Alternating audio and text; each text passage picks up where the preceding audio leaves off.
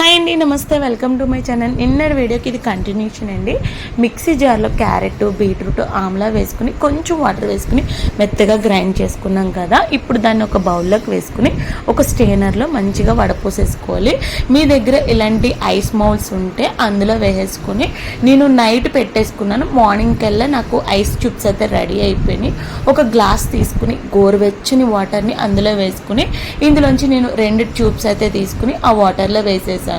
అలా వేసి 1 మినిట్కి మనకి వాటర్ అన్నది చేంజ్ అయిపోద్ది.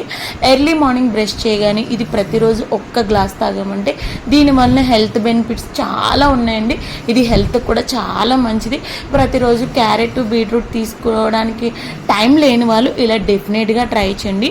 దీనివల్ల మెయిన్ రిజల్ట్ ఏంటంటే పింపుల్స్ అండ్ యాక్ని తగ్గుద్ది, జుట్టు ఒడ్డానికి కంట్రోల్ చేస్తుంది అనమాట.